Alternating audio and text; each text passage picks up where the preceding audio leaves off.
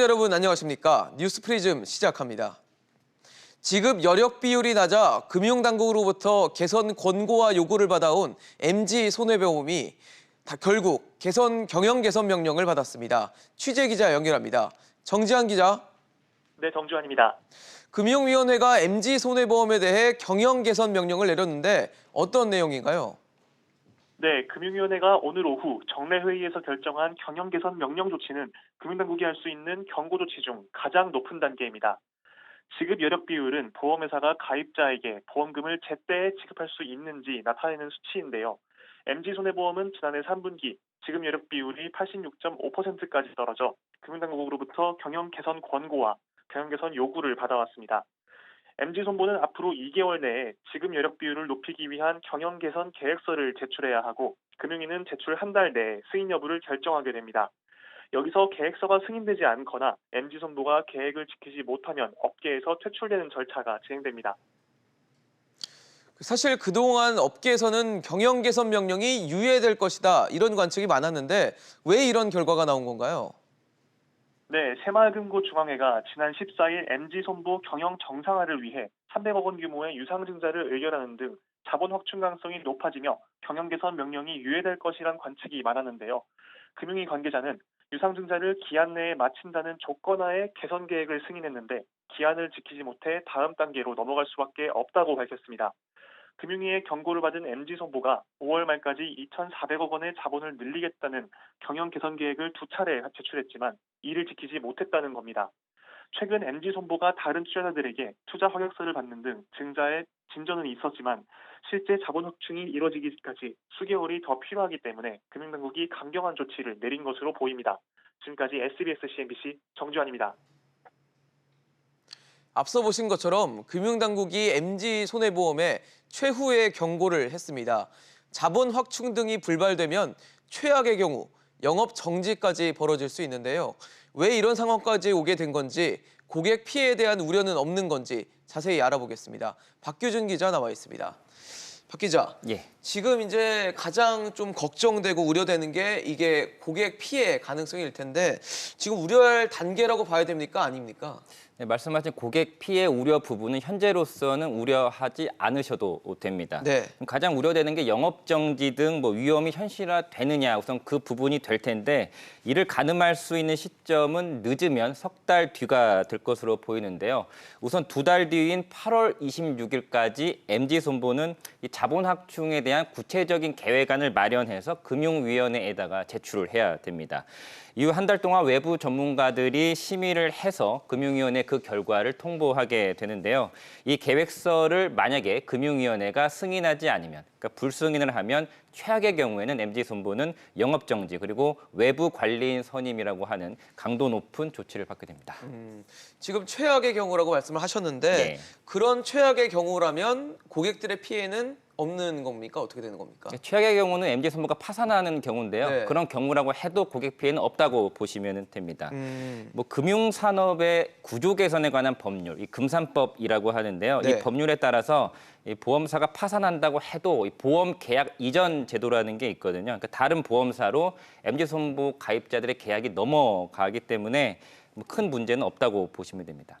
또 예금자 보호 제도도 적용이 되는데 네. 이 개인 보장성 보험이라는 퇴직보험 그리고 변액보험의 이 최저보증 금액 등 원금 보장 기능을 갖춘 보험 계약에 한해서는 원리금 5천만 원까지는 보호를 받을 수 있습니다.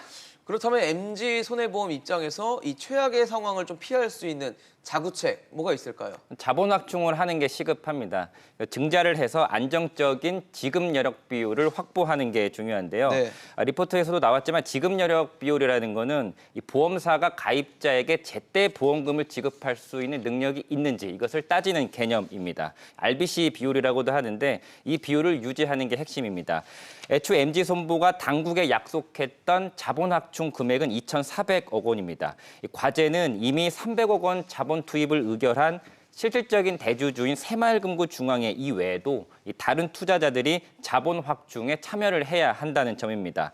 그나마 불행 중에 다행인 건 현재 MG손보의 각종 재무 지표들을 보면 그나마 또 개선세가 좀 되고 있는 상황이 있는데요. 네. RBC 비율도 작년 6월에는 80%대로 곤두박질 쳤었는데 올 3월에는 108.4%, 최근에 지난달에는 추정치이긴 하지만 115%로 많이 개선이 됐습니다. 하지만 두 달 안에 MG 손보가 내놓게 될 이 자본 확충안을 포함한 자구책을 끝까지 좀 지켜봐야 될 것 같습니다. 네, 박규중 기자 얘기 잘 들었습니다. 사우디아라비아의 실권자 무함마드 빈 살만 왕세자가 방한했습니다. 우리나라와 사우디아라비아는 10조 원에 가까운 경제 협력을 추진하기로 했는데요.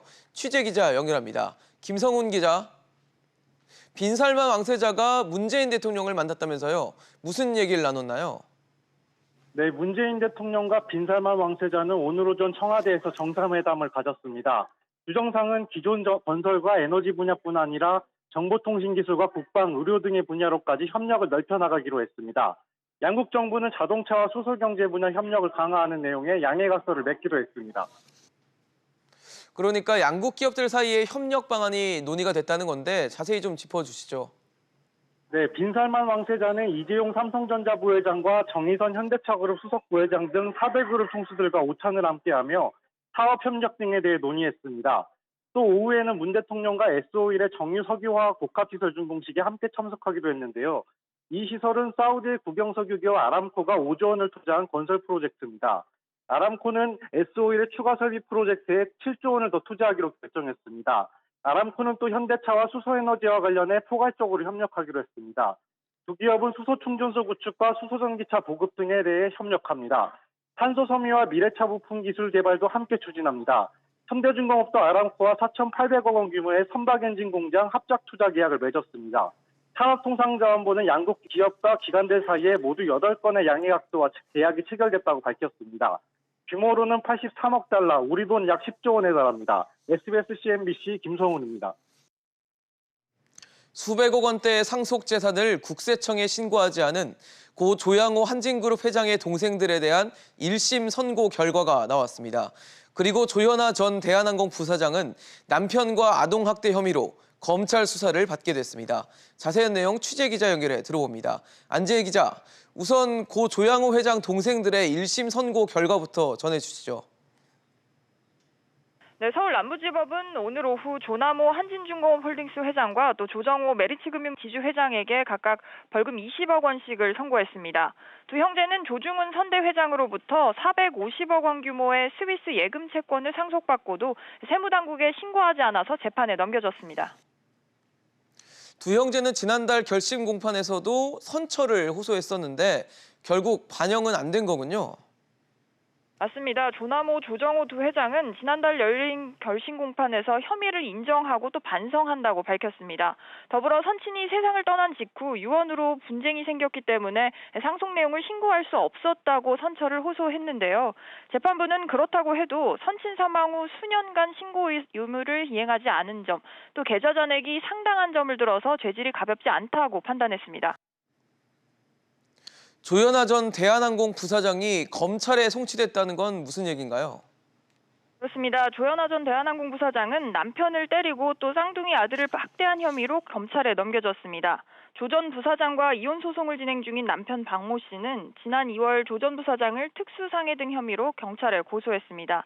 일부에서는 이번 송치가 조 전 부사장의 경영 복귀에 변수가 될 수 있다는 관측이 나오고 있습니다. SBS CNBC 안지혜입니다.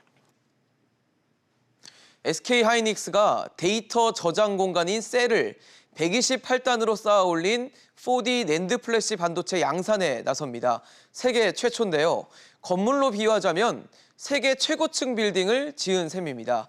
정윤영 기자가 보도합니다. SK하이닉스가 세계 최초로 1테라비트 용량의 128단 4D 낸드 플래시 양산에 나섭니다.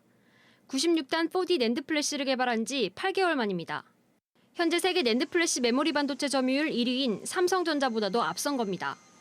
이번 128단 제품은 동일한 면적의 96단보다 셀을 32단 더 쌓아 데이터 저장 용량이 30% 이상 늘어났습니다. 건물로 비유하면 96층 건물 위로 32개 층을 더 쌓아 바닥 면적은 그대로지만 연면적을 늘린 것과 같습니다. 그러니까 이번에 SK하이닉스가 개발한 반도체는 해당 분야에서 세계 최고층 빌딩을 지은 것과 같습니다. 하지만 공정수는 96단 때보다 5% 줄었습니다. 공정 효율화에 성공했기 때문입니다. 덕분에 투자 비용도 과거 72단에서 96단으로 전환했을 때보다 60% 적게 들었습니다. SK하이닉스는 이번에 양산을 시작한 128단 4D 낸드 플래시를 하반기부터 판매할 계획입니다. 하이닉스가 D램보다는 낸드에서는 상대적으로 좀 기술력이나 원가 경쟁력이 여류한 상태에 있었는데 이번에 신기술을 가장 먼저 개발함으로써 원가 경쟁력을 갖추기 때문에 그동안 영업이익률이 좀 낮았던 낸드 부분에서도 상승시킬 수 있는 그런 계기가 마련됐다고 생각합니다. 이번에 개발 양산에 성공한 반도체는 스마트폰과 데이터 센터에서 수요가 있을 것으로 예상됩니다. 올 4분기 적자 전망까지 나오는 상황에서 SK하이닉스가 기술력으로 승부수를 던지고 있습니다. SBS CNBC 정윤영입니다. 삼성전자가 투자자들을 대상으로 포럼을 개최했습니다. 이 자리에서 화웨이 사태를 계기로 5G 통신 장비 주도권을 장악하겠다는 포부를 밝혔는데요. 취재 기자 연결합니다. 서주현 기자. 네, 서주현입니다. 삼성전자가 포럼을 열었다는데 어떤 거였습니까? 네, 삼성전자는 오늘 서울 여의도 콘네드 호텔에서 삼성전자 인베스터스 포럼 2019를 열었습니다.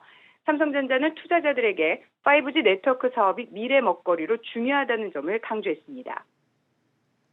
구체적인 전략에 대한 언급도 있었나요? 또 이 분야 세계 1위 화웨이에 대해서는 어떤 얘기가 나왔나요?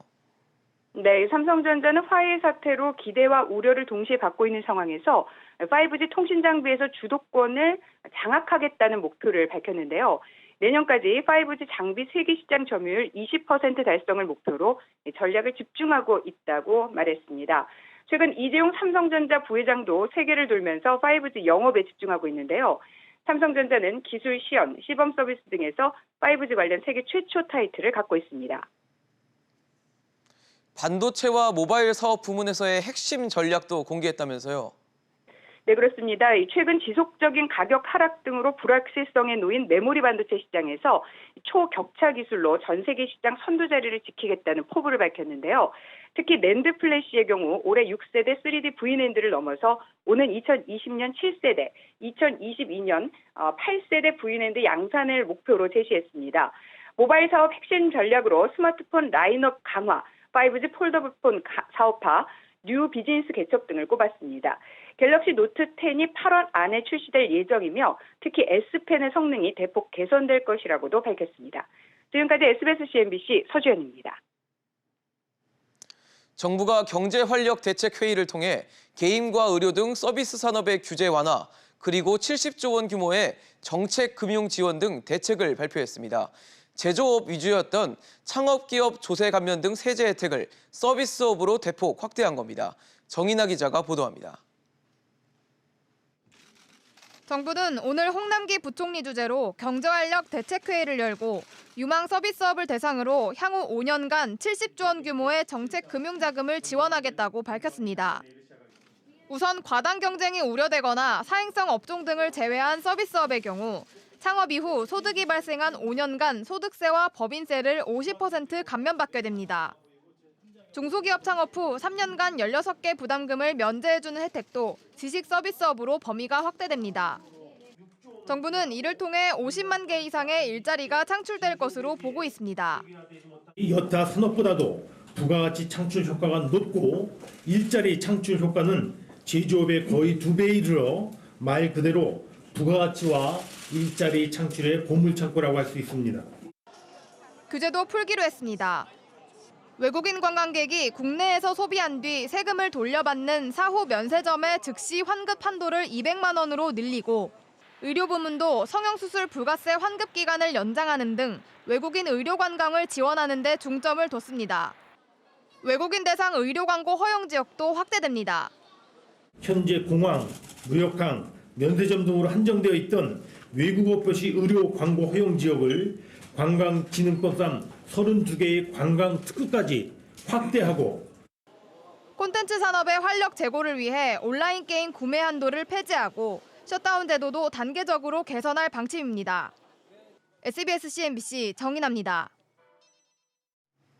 장기화되는 경기 부진에 정부가 대규모 감세 보따리를 풀고 있습니다. 세제와 금융 혜택을 통해 내수와 고용을 활성화하겠다는 건데요. 자세한 내용 장가희 기자와 짚어보겠습니다.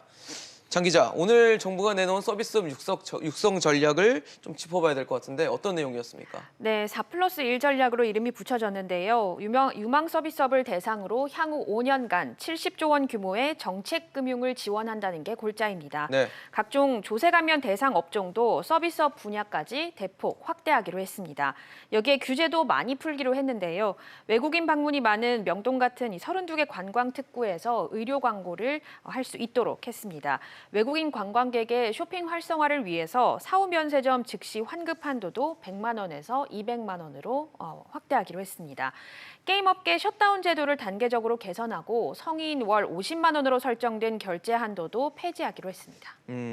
장 기자 얘기를 들어보니까 감세와 규제 해소에 좀 방점이 찍혀 있는 것 같은데 정부가 이렇게 나서게 된 배경은 뭘까요? 네, 우리나라 서비스 산업 아까 보셨다시피 부가가치와 고용 비중은 주요 선진국보다 낮은 상황입니다. 네. 결국 서비스업을 살려야 일자리도 늘리고 내수도 활성화시킬 수 있는데 네. 이 때문에 정부가 서비스업 육성에 팔걷고 나선 겁니다. 정부가 이제 다음 주면은 하반기 경제정책 방향을 발표를 하는데 여기에도 대규모 감세 방안이 담길 수 있다고요? 네, 맞습니다. 이 정부는 차량용 반도체와 5G 이동통신 등에 사용되는 비메모리 반도체 기술 개발에 세제 지원을 할 것으로 보입니다. 여기에 친환경 차량 보급을 위해서 수소, 전기차에 대한 면세 혜택도 연장할 방침입니다. 얘기를 들어보면 정부가 경기를 부양할 수 있는 꺼낼 수 있는 카드는 다 꺼내는 느낌이네요. 맞습니다. 이 홍부총리의 말을 먼저 들어보시겠습니다. 네. 다음 달 초에라도 추경안이 확정된다면 정부는 3, 4분기 내에 추경 예산의 70% 이상을 집행할 수 있도록 철저히 준비하겠습니다. 당량을 떠나 추경안 통과는 더 이상 믿을 수 없는 시급한 과제입니다. 네, 홍부총리가 말했듯이 그만큼 추경안에 발목 잡혀서 좀처럼 살아나지 않는 경기에 대한 절박함이 이 같은 대규모 세제 지원이나 정책 금융 투자로 나타나고 있는 것으로 보여집니다. 네, 장가희 기자 얘기 잘 들었습니다. 김현미 국토교통부 장관이 오늘 현재 고분양가 관리 시스템이 한계에 다다랐다면서 다른 방안을 모색하겠다고 말했습니다. 분양가 상한제 카드를 꺼내들 것이라는 관측이 나오고 있는데요. 황인표 기자 연결해 자세한 내용 들어보겠습니다. 황 기자. 네, 황인표입니다. 김 장관이 분양가 상한제 도입 가능성을 시사했다고요? 네, 그렇습니다. 오늘 방송기자클럽 토론회에서 나온 말인데요. 김 장관의 말 먼저 들어보시죠. 네. 분양가 상한제를 하고 있지 않는 민간 택지가 공급하는 아파트에 있어서 허구가 한계에 다다른 이 상황에서 다른 방안을 모색해야 되지 않나 이렇게 지금 연구하고 있습니다. 이 다른 방안에 대해서 한 패널이 분양가 상한제의 민간 택지 적용 가능성이 있느냐고 물었고 김 장관은 고민해보겠다고 답했는데요. 최근 강남권 재건축 아파트들이 규제를 피하기 위해서 후분양을 하겠다고 밝히자 이 김 장관이 분양가 상한제 검토란 카드를 꺼낸 것으로 해석됩니다. 이 분양가 상한제가 실시되면 이 후분양 아파트도 분양가를 통제받게 되는데 이 분양 가격은 각 지자체가 결정하게 됩니다. 네, 실제로 분양가 상한제가 도입이 되면 시장에는 좀 어떤 영향을 미치게 될까요? 분양가를 일정 정도 이상 못 받게 하는 것이기 때문에 이 주변 시세에 비해 분양 가격이 낮은 일명 로또 아파트가 등장할 가능성이 높아집니다. 이 무주택자라면 주변 시세보다 싸게 아파트를 살 수 있습니다. 또 새 아파트 분양가가 낮아지면 이 주변 아파트 값도 크게 오르기는 어려워서 이 부동산 시장을 안정화시키는 효과가 있습니다. 이 반대로 재건축을 추진 중인 곳에선 일정 가격 이상 분양가를 못 받으니까 수익성이 떨어지고 차라리 재건축을 하지 말자 이런 의견이 많이 나올 수밖에 없습니다. 이렇게 되면 새 아파트 공급이 줄어드는 부작용이 나타날 수 있습니다. 지금까지 SBS CNBC 황인표입니다. 보험사와 보험금 분쟁이 있을 때 중립적인 입장에서 보험금을 계산하는 사람이 손해사정사입니다. 그런데 손해사정사가 보험사 편에서 보험사의 입맛대로 움직인다는 불만이 제기돼 금융당국이 손해사정사를 소비자가 선택하도록 했고 구체적인 방안까지 내놨는데 여전히 미흡하다는 평가가 나옵니다. 엄하은 기자가 보도합니다. 손해사정사의 객관성에 대한 소비자들의 불만이 이어지자 금융당국은 지난해 개선안을 내놨습니다. 보험사가 아닌 보험 가입자가 손해사정사를 선택하고 보험사는 타당한 이유가 없다면 이를 받아들이도록 했습니다. 선임 비용도 보험사의 사전 동의가 있거나 7일이 넘도록 보험사가 손해사정 업무에 착수하지 않을 경우엔 보험사가 부담하도록 했습니다. 그러나 사전 동의 조항 때문에 보험사가 동의하지 않아 선임 비용을 받지 못할 것이란 지적이 제기되었습니다. 동의하면 된다라고는 있었는데 실제 보험사들이 동의를 안 해줘가지고 보험사 돈으로 할 수 있는 규정 자체가 사문화돼 있었던 부분을 실제로 돌아갈 수 있도록 합니다. 이번에 금융당국이 내놓은 개정안은 가입자가 요청할 경우 보험사는 영업일 기준 3일 이내 동의 여부를 알리도록 의무화했습니다. 특히 소비자의 손해사정사 선임에 동의하지 않으면 보험사가 그 이유를 설명하도록 조치했습니다. 하지만 동의 기준을 보험사가 정하고 기준을 어길 경우 보험사가 받는 불이익이 모호하다는 점에서 실효성 논란은 여전합니다. 그 기준이 여전히 현저히 모호하고 그에 따른다고 할지라도 보험사의 자율성이 과대하게 인정되어 궁극적으로는 소비자들의 입장에서는 보험사의 동의에 의존할 수밖에 없기 때문에 소비자의 지위는 여전히 열악한 것으로 보여서 한편 금융당국은 올 4분기부터 단독형 실손의료 보험 등의 보험금을 청구할 때 가입자가 손해사정사를 선임할 수 있도록 할 계획입니다. SBS CNBC 엄하은입니다. 국회 정상화 합의 파국으로 반쪽 국회가 이어지고 있죠. 김현준 국세청장 후보자 인사청문회는 자유한국당 의원들도 참석한 가운데 진행됐는데요. 조금 전 김 후보자의 청문 보고서가 국회를 통과했습니다. 취재기자 연결합니다. 김한진 기자. 네, 김한진입니다. 김 후보자의 청문 보고서가 국회를 통과했다고요? 네, 국회 기획조정위원회는 김현준 국세청장 후보자에 대한 인사청문 경과 보고서를 채택했습니다. 김 후보자는 청문회 자리에서 고액 체납자들에 대한 추적을 강화하고 있다며 재산을 체납하는 경우 형사고발하고 또 은닉재산에 대해 소송을 거는 등 엄정 대응하겠다고 밝혔습니다. 김 후보자는 정태수 전 한보그룹 회장의 은닉재산도 추적하고 있다고 말했는데요. 국내 유관기관 그리고 해외 과세당국과 협력체제를 가동해 체납액을 징수하겠다고 덧붙였습니다. 그런데 야당 의원들은 국세청의 정치적 중립성에 의문을 제기했다고요? 네, 추경호 자유한국당 의원은 부동산 대책 발표나 한국유치원 총연합회 사태 당시 국세청장이 부처 장관들과 나란히 서 있는 것이 바람직하냐며 정치적 도구로 이용되고 있는 것이 아니냐고 지적했는데요. 또 박명재 자유한국당 의원은 세수는 부족한데 예산 쓸 곳은 많아서 부당한 세무조사가 이루어지지 않겠냐고 물었습니다. 이에 김 후보자는 제도적으로 국세청 중립성을 확보해야 한다며 부당한 세무조사는 없을 것이라고 답했습니다. 주류시장 불법 리베이트 개선안에 대해서도 언급을 했다던데 어떤 내용이었습니까? 네, 국세청이 리베이트를 주는 주류 제조 수입업자뿐만 아니라 받는 도소매업자도 함께 처벌하는 내용을 담은 고시 개정안이 다음 달 1일 시행 예정이었는데요. 이에 대해 야당 의원들은 소매업자들의 영업활동에 혼란을 일으킨다면서 국세청이 왜 주류시장에 개입하냐고 다그치기도 했습니다. 이에 김 후보자는 보완을 위해 시간을 갖고 검토하겠다고 말했는데요. 야당 의원들이 다음 달 시행을 재검토할 것인지 재차 묻자 그렇다고 답하면서 개정안 시행을 미룰 수 있음을 시사했습니다. SBS CNBC 김한진입니다. 최저임금위원회가 사용자 위원들이 퇴장하면서 파행을 빚게 됐습니다. 사용자 위원들은 왜 퇴장을 결정한 건지 취재기자 연결해 자세한 내용 알아보겠습니다. 윤성훈 기자. 네, 윤성훈입니다. 최저임금위원회에 있는 사용자 위원들이 전격 퇴장했고 내일 있을 6차 회의에도 불참하기로 했다고요? 네, 사용자 위원들은 최저임금 결정 기준과 차등화 적용에 대한 부분이 근로자 위원이 주장했던 대로 결정되자 강하게 반발하면서 퇴장했습니다. 최저임금위원회는 법정 논의 기한이 내일까지인 만큼 논의 속도를 높이기 위해 최저임금 결정 기준과 차등화 적용에 대한 표결을 붙였는데요. 최저임금을 고시할 때 월 환산액을 병기하는 것과 최저임금을 모든 업종에 동일하게 적용하는 것으로 결정됐습니다. 두 가지 모두 경영계가 반대하던 사항이었던 만큼 경영계는 어려운 중소기업의 현실을 반영하지 않은 결정이라면서 강하게 반발했습니다. 사용자 위원들은 내년도 최저임금에 대한 추가 논의는 무의미하다고 판단한다면서 전원회의에서 퇴장했습니다. 그렇다면 최저임금 논의 차질이 불가피한 거 아닙니까? 네, 애초 최저임금위원회는 두 안건을 표결에 붙인 이후 내년도 최저임금 최초 제시안에 대해 논의할 예정이었는데요. 사용자 위원들이 표결 이후 바로 퇴장해버리면서 내년도 최저임금에 대해선 논의조차 해보지 못하고 중단된 상태입니다. 현재 상태에선 사용자 위원들의 논의 참여 여부도 불투명한 상황입니다. 최저임금위원회는 내일 예정대로 전원회의를 진행하겠다고 밝혔지만 법정 논의 기한 내에 최저임금을 결정짓는 것은 어려워 보입니다.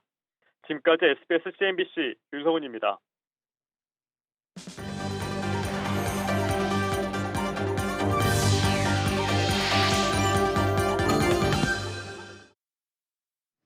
롯데 신동빈 회장이 일본 롯데홀딩스 이사직에 재선임됐습니다. 일본 롯데는 오늘 열린 주주총회에서 신 회장 재선임안을 포함해 회사 제안 안건 4개가 모두 의결권 과반수 찬성으로 통과됐다고 밝혔습니다. 반면 신동주 전 부회장이 스스로 제안했던 본인의 이사 선임 안건은 지난해에 이어 또다시 부결됐습니다. 반도체 값이 떨어지면서 수출 금액이 6개월 연속 하락했습니다. 한국은행에 따르면 지난 5월 수출 금액 지수는 1년 전보다 10.7% 하락한 110.06을 기록했습니다. 반도체를 포함한 컴퓨터와 전자 및 광학기기 수출 금액이 25%나 감소해 수출 금액 지수 하락을 이끌었습니다. 한국은행 관계자는 최근 반도체 가격 하락세가 지속되고 있고 LCD도 좋지 않은 상황이라 지난달보다 하락폭이 커진 것이라고 설명했습니다.